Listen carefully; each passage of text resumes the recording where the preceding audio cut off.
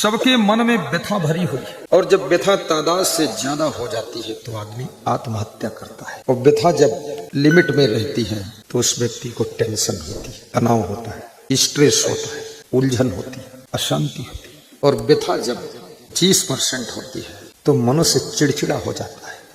चिड़चिड़ा, स्त्री चिड़चिड़ी हो जाती है, चिड़चिड़ाने लगेगी, सवेरे उठते ही कुछ कुछ बोलेगी, न मंत्र बोलेगी न भगवान का नाम लेगी, बड़बड़ बड़बड़ बड़बड़ बड़बड़, न इंग्लिश बोलेगी न हिंदी बोलेगी न संस्कृत, उसकी भाषा ये लोग होगी चिड़चिड़ाने की।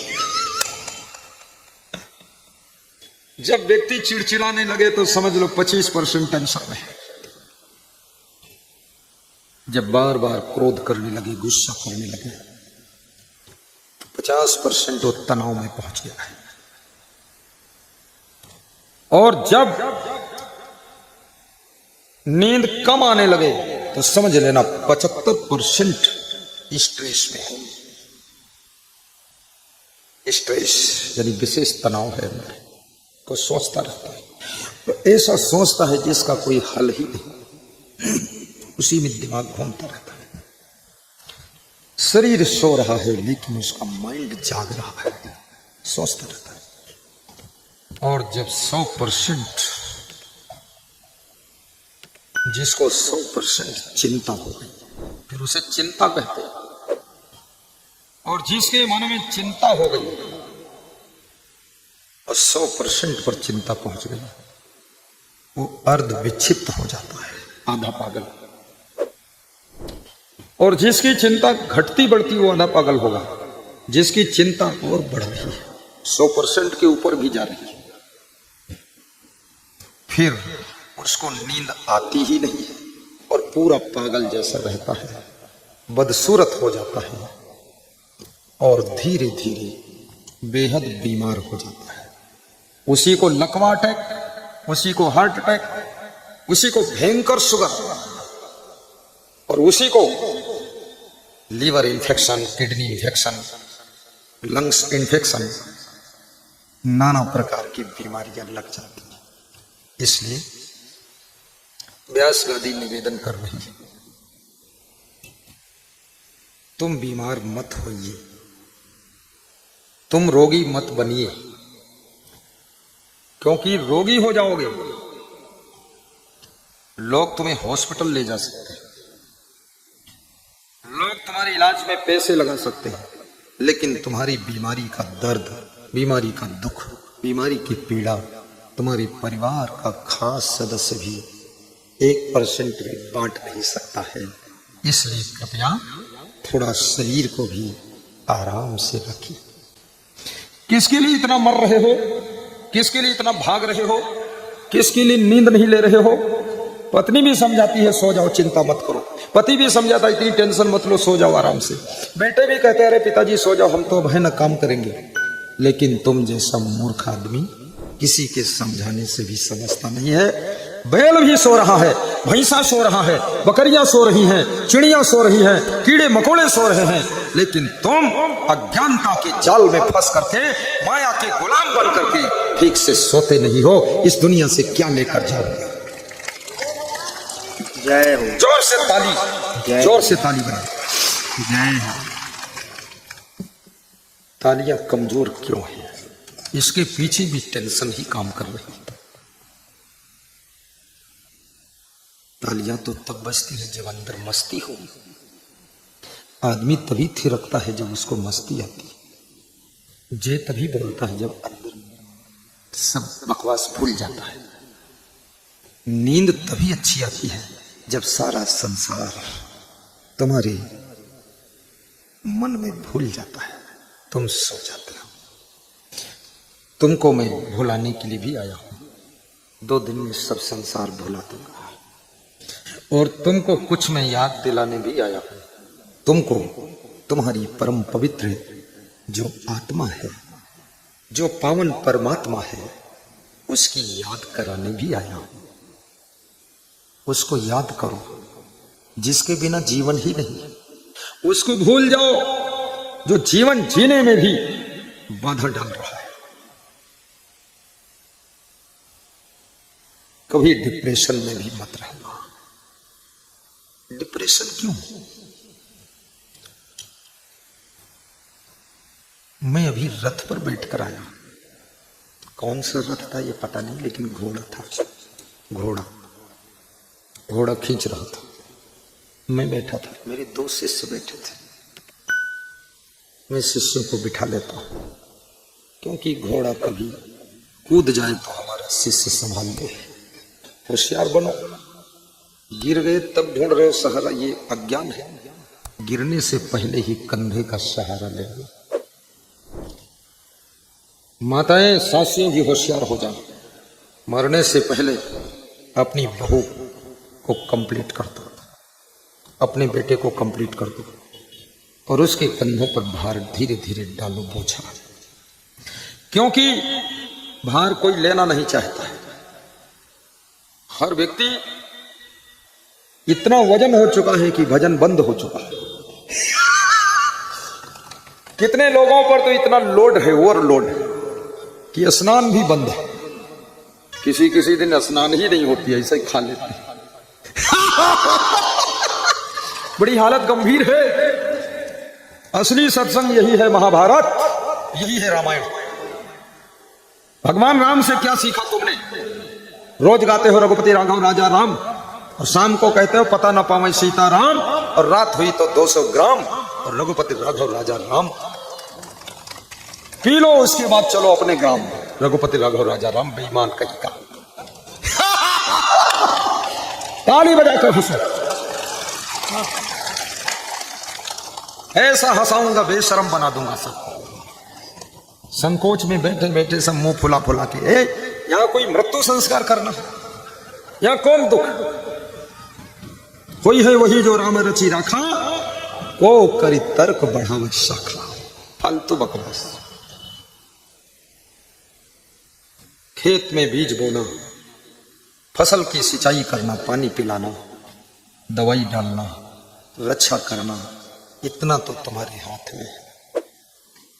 लेकिन ओले गिरना ये तुम्हारे हाथ में नहीं है कि तुम ओले रोक दो, ये तुम्हारे हाथ से बाहर है। जब हमारे हाथ में सब कुछ नहीं है तो टेंशन किस काम की? मूर्खता ही। दुकान खोलना, सामान रखना, बेचना, ये तुम्हारे हाथ में, करो।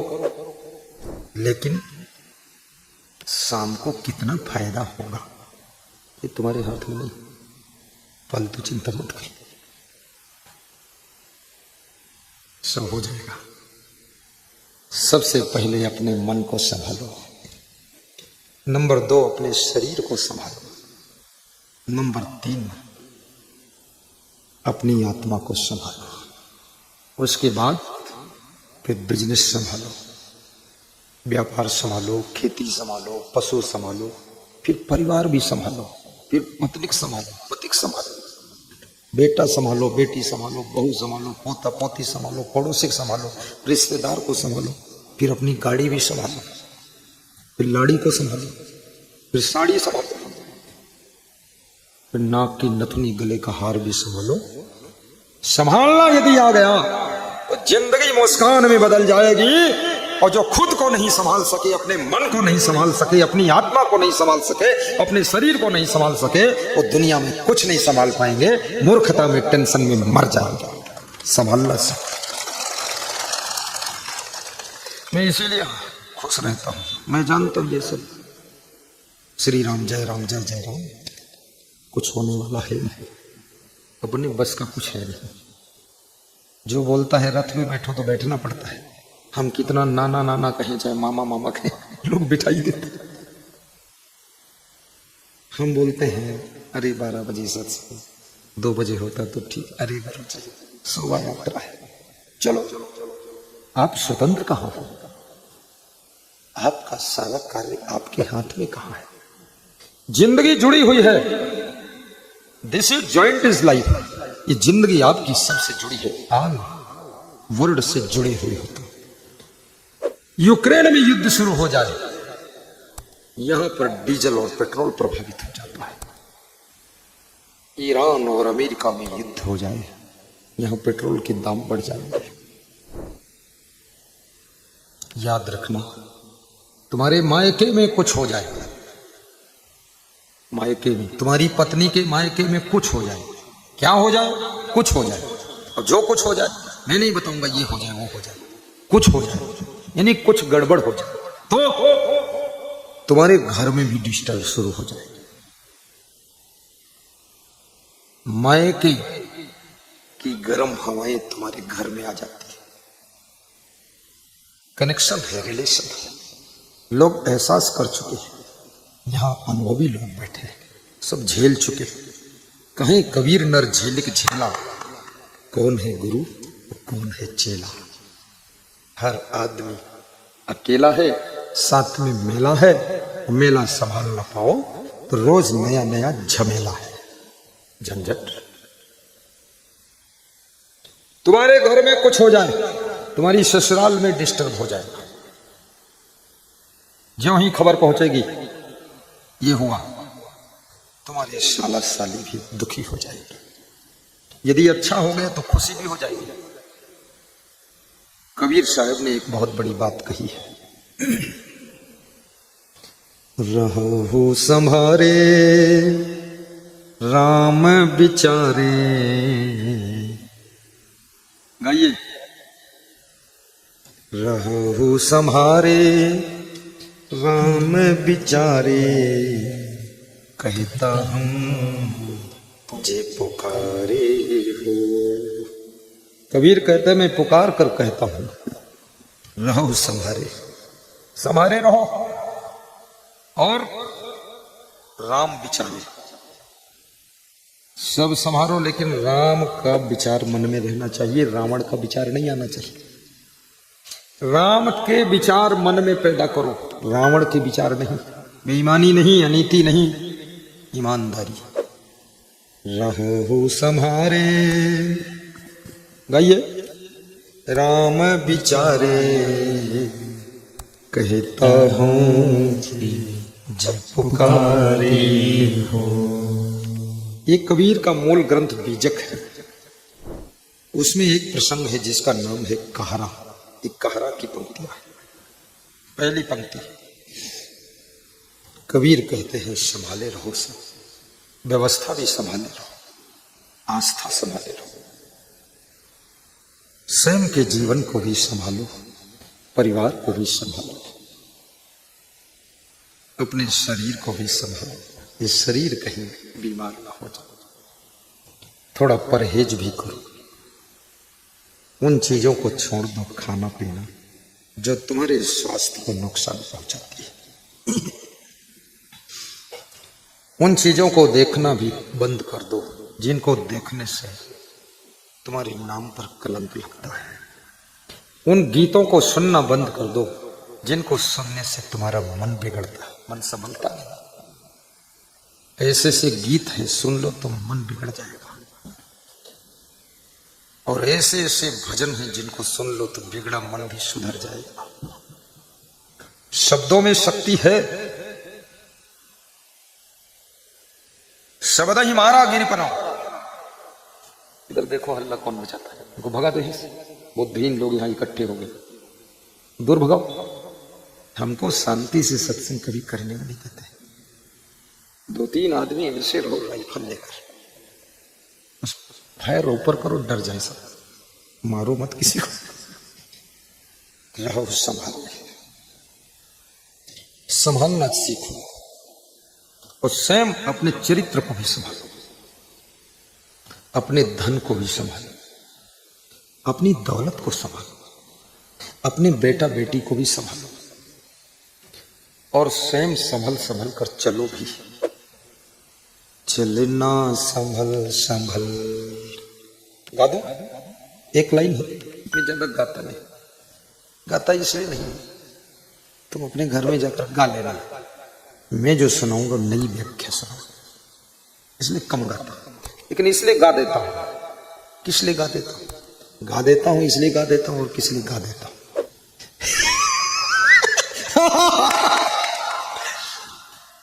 गाइए यासी साहब।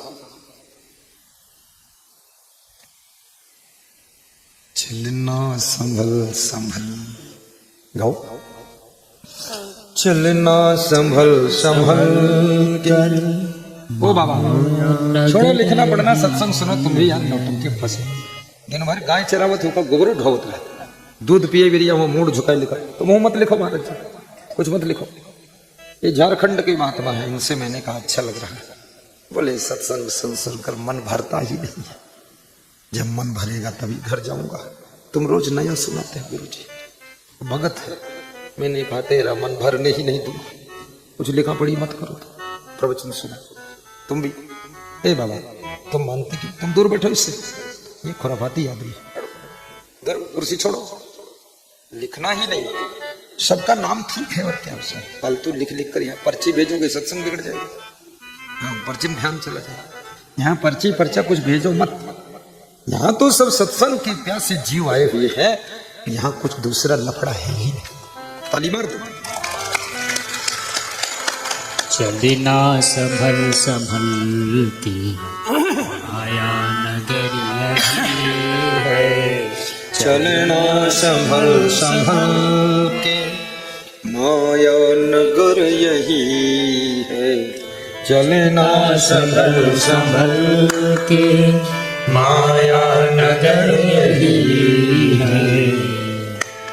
दो दिन मन में संभल के देखो, मन में संभल के देखो।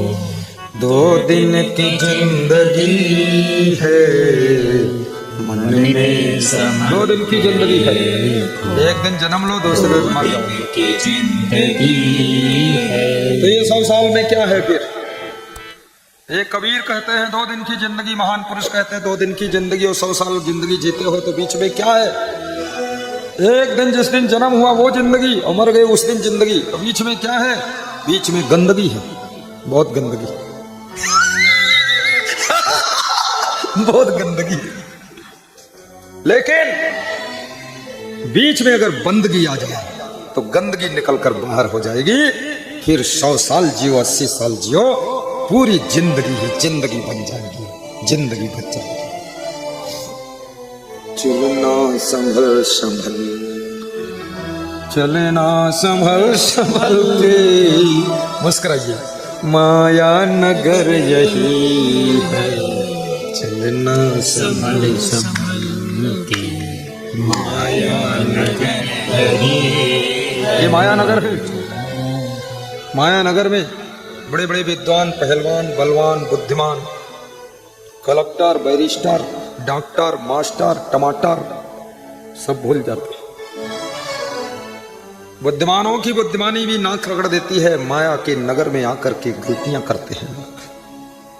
जो खाना नहीं चाहिए वो खाते हैं, जो पीना नहीं चाहिए वो पीते हैं, जहां जाना नहीं चाहिए वहां जाते हैं, जो सुनना नहीं चाहिए वो सुनते हैं, जो देखना नहीं चाहिए उसी को घूर कर देखते हैं। जिनसे दोस्ती नहीं करना चाहिए उनसे दोस्ती करते हैं, और जिनसे दुश्मनी नहीं करना चाहिए उनसे दुश्मनी करते हैं, और जिनसे जुड़ना चाहिए उनसे टूट जाते हैं, और जिनसे अलग रहना चाहिए उसी में घुस के बैठते हैं। यह है माया नगर। उल्टी बुद्धि हो जाती है। बड़े बड़े कलेक्टर को देखा मैंने, विधायक, सांसद, ये वो minister, central minister, chief minister, कोई बच गया तो बच गया, नहीं तो कभी माया धन के रूप में आकर्षित करती है, कभी माया पद के रूप में आकर्षित करती है। पद के लालच में तुम किसी का मर्डर करा देते हो, धन के लालच में तुम घोटाला कर देते हो, रिश्वत ले लेते हो, पद और धन। और कभी सम्मान के लालच में भी तुम दूसरों का अपमान करते हो। ये माया नगर है। जिनको धन्यवाद देना चाहिए उनसे विवाद करते हैं। जिन माता पिता के उपकार को याद रखना चाहिए उसको भूल जाते हो, और जिसको भूलना चाहिए, एक दिन माँ ने डांट दिया वो भूलना चाहिए, वो भूल गए, नहीं बोले, याद है, अरे मम्मी ने ऐसा कहा था, सासू ने ऐसा कहा था, अरे बहू ने वो कहा था। याद रखते हो उन चीजों को जो भुलाने योग्य है, और भूल जाते हो उनके उपकार को जो याद रखने योग्य है। यही तो माया नगर है, यही तो गलतियां है। कितने लोग ऐसे जो अपने माता पिता गुरु का उपकार मानते हैं? अपने पति का उपकार कौन कौन महिला मानती है? कौन कौन पति अपनी पत्नी का उपकार मानता है? कौन बहू है जो सासू को धन्यवाद देती है कि धन्य हो सासू? धन्यवाद तो जाए भाड़ में, वाद विवाद होता है आड़ में।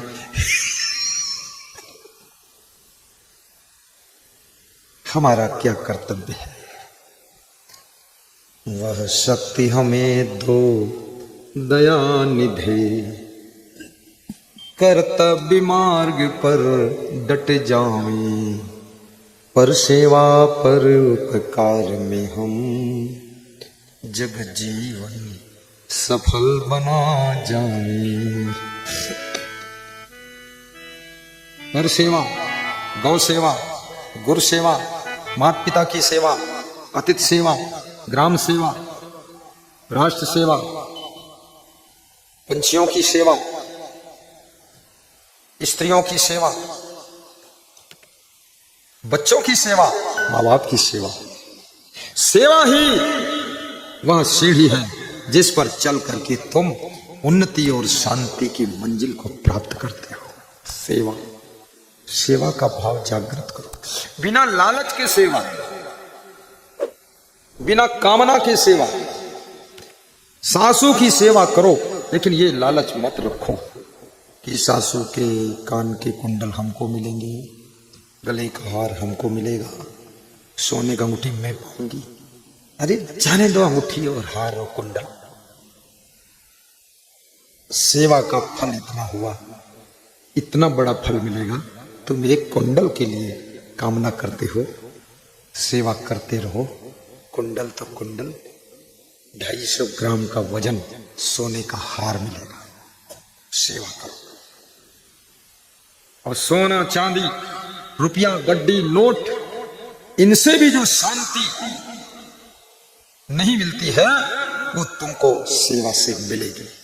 सेवा से शांति मिलती, प्रसन्नता मिलती, खुशी मिलती।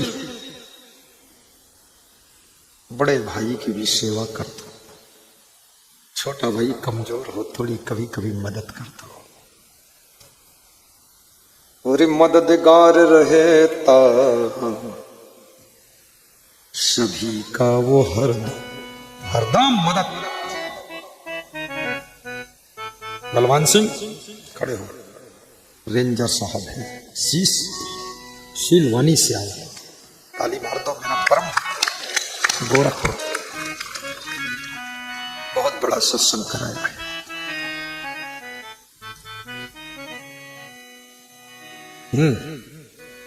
मददगार रहता गरीबों का हरदम, मिटाता था बेवाओं का दुख हरदम। मददगार, मदद करना तो भगवान का कार्य है, और जो मदद करता है वो समझो भगवत कार्य कर रहा है।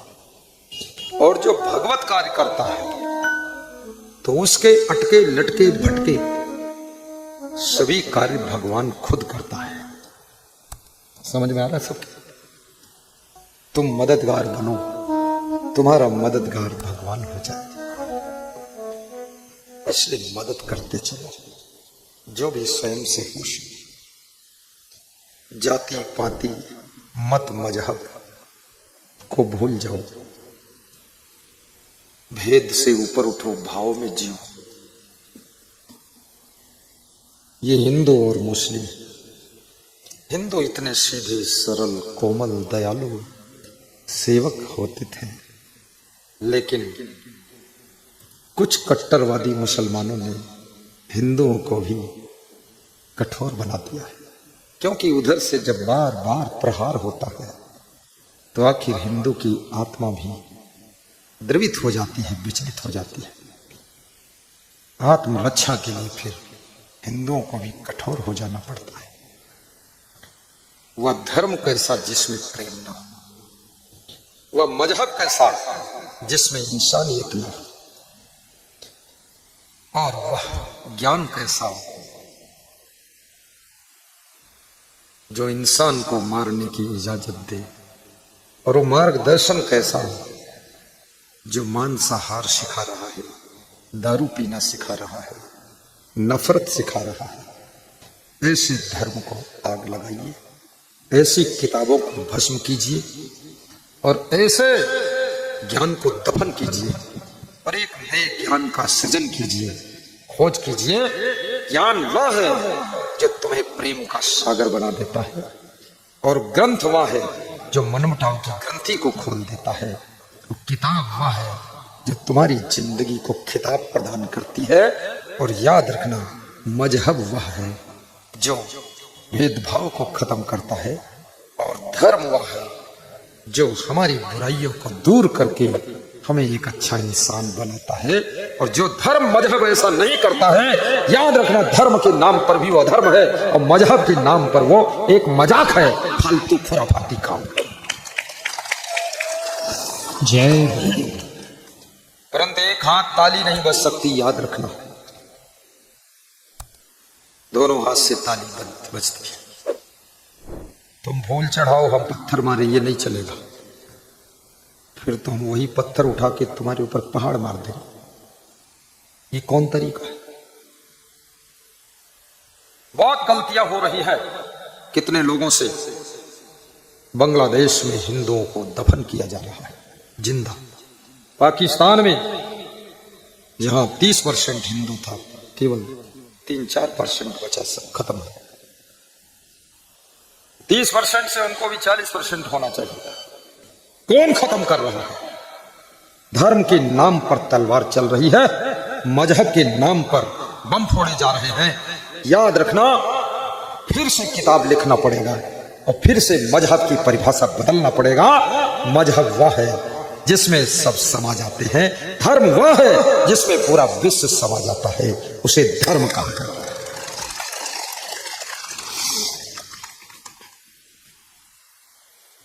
मुश्किल ये है प्रवचन। प्रवचन ऐसे है जैसे नदी होती है। नदी घूम घूम कर, मुड़ मुड़ कर वही चक्कर भी काटती है, और नहर जो होती है ना, वो सीधे चली जाती है। वही जल नहर में भी, ऐसा नहीं, वही है।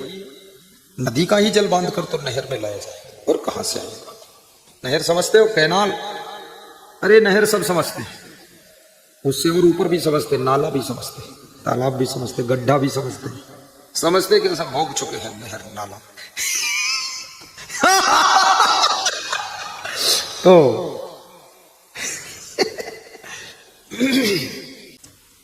बढ़ा लो कुर्सी, साइड पड़ रहा, इधर वाले उठ के उधर बैठ जाओ, कुर्सी खाली, होशियार बनो। हाँ, इधर मुंह ही नहीं दिखाते पाछे। बीच में उसके मन में कुछ कुछ डाल दिया जाता है, बस वही उसके प्रेम को बिगाड़ देता है। जल तो निर्मल ही है, नमक डाल दो तो खारी हो जाता है, शक्कर मिला दो तो मीठा हो जाता है, मिट्टी मिला तो गंदला हो जाता है, और जहर मिला दो तो मार भी डालता है, और उसी जल में चाय मिला दो, गर्म कर दो तो चाय बन जाता है, उसी जल में दूध मिला दो तो दूध जैसा हो जाता है। ऐसे तुम भी याद रखना, निर्मल जल हो, लेकिन इस संसार में मिक्सिंग चल रही है, कुछ कुछ मिला दिया जाता है, बस वही तुम गड़बड़ा जाते हो। तो प्रेम का सागर है। एक सज्जन मुझसे कह रहे थे, मेरा लड़का बहुत मूर्ख है। तुमने कहा कितना बड़ा है? अरे बोले अभी ये 2-2.5 साल का है, पक्का मूर्ख। तो हमने कहा अभी इसकी मूर्खता को पहचानने वाला ही तो नहीं मूर्ख, ये बालक है। तुमने कहा क्या मूर्ख? तो उन्होंने कहा सामने वाला जो पड़ोसी, इससे हमारी बनती ही नहीं, और ये मूर्ख उन्हीं के घर जाकर बैठता है। ये 2 साल का, 2.5 साल का, ये रेंगता हुआ चला जाता है। तुमने कहा फिर क्या होता है? बोले फिर वो पड़ोसी इसको दूध भी पिलाता है, थोड़ा फल का रस पिलाता है, और इसको गोद लेता है, और इसको थोड़ा सा उम्र बढ़ रही है तो काजू खिला देता है, किशमिश खिला देता है। 3 साल का हो गया, तो हमने कहा ना ये मूर्ख है, बच्चा मूर्ख नहीं, और न पड़ोसी मूर्ख है, सच में पूछो तुम मूर्ख हो। क्योंकि बालक के अंदर भी प्रेम इतना है, पहचानता नहीं है किसका घर है।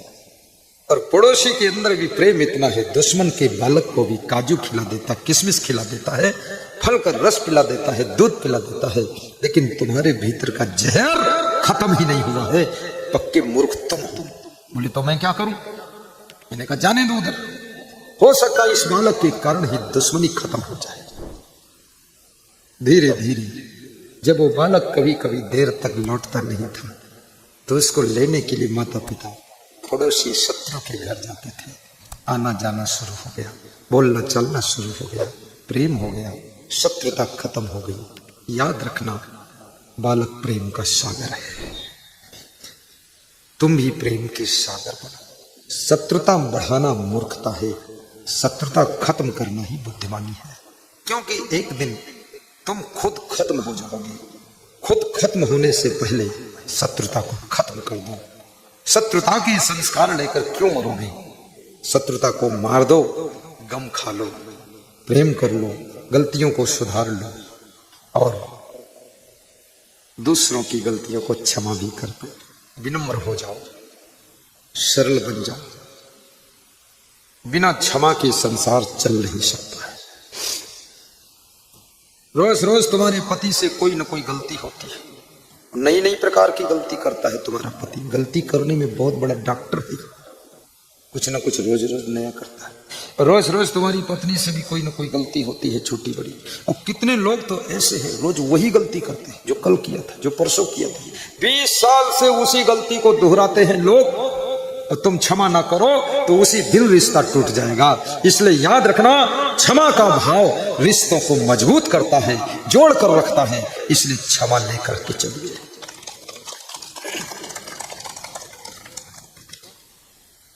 एक धनवान का बेटा था, कथा सुनाता हूं।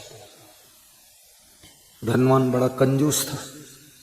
कोई कोई धनवान दानी होता, उदार होता है, दिल बड़ा होता है, लेकिन अक्सर धनवान लोग कंजूस हो जाते हैं। बस मंदिर जाएंगे तो ऐसे हाथ जोड़ देंगे, भगवान भगवान, फिर खाली लौट, 1 रुपया जेब से नहीं निकलेगा। इतना बड़ा चंडाल है। वो पुजारी दिन भर मंदिर में खड़ा रहता बेचारा, उसके शाम तक सब्जी खरीदने पैसे नहीं मिले, बर्बाद कर दिया। इसलिए बहुत सारे पंडितों ने, ब्राह्मणों ने पूजा पाठ छोड़ के इंजीनियरिंग पढ़ रहे हैं। समझ गए नालायक, कौड़ी देंगे नहीं, दिन भर खड़े रहो। मंदिर में जाओ, कुछ दे दो, ये कंजड़ई, ये लालच, अरे धूर्त, मूर्ख। हिंदू धर्म इसमें भी घट रहा है। ये मंदिर सोने इसमें भी पड़े हुए हैं। लोग पुजारी को कौड़ी देते ही नहीं। पुजारियों ने मंदिर छोड़ करके कपड़े की दुकान खोल लिया, जूते चप्पल की दुकान खोल लिया, सिंघाड़ा बेच लिया, मूंगफली बेच लिया, लेकिन बोले मंदिर से भगवान बचाए। यही ठीक है। अगर पुजारी को तुम कुछ दो, क्या होगा? एक पुजारी 7 मंदिर संभाल सकता है। सवेरे 4 बजे उठ करके 7 मंदिर में झाड़ू बहारू, पूजा करेगा, आरती करेगा, लेकिन पेट की व्यवस्था ही बिगड़ जाएगी। पता चले पत्नी भाग जाएगी, भूखी थोड़ी रहेगी। ऐसी भगती जाए भाड़ में। 2, गुजरात में कोई मंदिर खंडहर नहीं पड़ा हुआ है। क्यों? क्योंकि गुजरात में पुजारी को वेतन बांध दिया जाता है, 25,000 महीना, 30,000 महीना, और हर महीने में आधा कुंटल राशन। पुजारी परिवार सहित रहता है, एक कमरा भी देते हैं, बाथरूम भी। यहाँ तो ऐसा मामला है, बाथरूम भी जाना हो पुजारी को तो दूसरे गांव में जाना पड़ेगा। बुद्धि विवेक नहीं। भगवान की बाउंड्री से अलग 1, 2, 3 कमरे बना दो, गांव के लोग भी आकर बैठे, कुछ चर्चा करें, सलाह करें, मंदिर के बारे में डिस्कस हो, बाथरूम लगा हो, लोग संग खा जाए, कुछ करें, कुछ है ही नहीं। मैं निवेदन करूंगा, जिस गांव में मंदिर हो, पुजारी का थोड़ा वेतन लगा दीजिए। एक पुजारी के जिम्मे 5 मंदिर कर दीजिए। एक मंदिर की पूजा का 7,000, 5 मंदिर में 35,000 पकड़ो, तुम देख लेना। आधे मंदिर तो उसकी पत्नी ही साफ कर देगी, लड़के लड़कियां सब साफ कर देगी। मैं सोचता था ये मंदिर में कोई पुजारी भी कहीं नहीं है, क्या मामला है? मामला यही है क्योंकि वहां पानी मिलने वाला नहीं, हैंडपंप भी मिलना मुश्किल है। मंदिर बनाने से पहले मंदिर के रखवालों की भी सेवा का इंतजाम कीजिए। केवल मंदिर बनाने से काम नहीं चलेगा। जो भगवान की पूजा करता है उसके लिए कुछ इंतजाम कर दो। और मंदिर में जाओ, दान पेटी भी रखो मंदिर में, ताला लगा दो। ताला की चाबी ईमानदार के पास रहे। मंदिर की पेटी में अलग से दान डाल दो और जो पुजारी है उसको अलग से दे दो। ये बहुत जरूरी है। आज मैं गया था मंदिर में, राम लक्ष्मण सीता जी का मंदिर, तो मैं देख रहा था कोई भगत है कि नहीं है। एक भगत को बुलाया, हमने कहा कौन भगत था? हमने कहा 200 रुपये भगवान को देता। दे दिया उसने। कंजूस भगत होता, जेबों में हाथ डालता, जेब निकलती पैसा निकलती नहीं। अच्छा आदमी था, महान था। फिर हमने कहा 100 रुपया और दे दो। 100 पुजारी को दे दिया। हमने कहा तुम्हारे लिए और 200 भगवान के लिए। नहीं तो भगवान और पुजारी में लड़ाई हुई जी देने के बाद। भगवान भी सोचेगा हमको मिला, तेरे को थोड़ी मिला, तुझे क्यों दूं? पुजारी सोचेगा हमको मिला, भगवान पर क्यों रखे? छीना झपटी। तुम ऐसा काम करी हो कि भगवान और पुजारी में लड़ाई करवा दे हो। कंजूसी, अलग अलग बंटवारा कर दो। फिर मैं निकला तो 2 महात्मा इस छोटे मंदिर में स्वागत के लिए साल लेकर 100 रुपये लेकर खड़े थे। रथ पे आई, साल दिया। साल मैंने ले लिया, माला ले लिया। 50-50 के 2 नोट थे, उनको वापस कर दिया और अपने भक्त राकेश सिंह से, जेसी नगर वाले से कहा यहाँ तुम 100-200 रुपये दान कर दो मंदिर में। दान दिए धन ना घटे जो सहाय। कौन? जो सहाय भैंस। भैंस नहीं रघुवीर, कही गए संत कबीर। बोलो पूरा दोहा बोलो। तुलसी पंछिन के पिए घटे न नदियों नीर। दान किए धन ना घटे, कही गए संत कबीर। भूखे को भोजन, नंगे को चीर, ऐसा कहते संत कबीर। भूखे को भोजन, प्यासे को पानी, ऐसा करते बाबा अमरनाथ बर्फानी।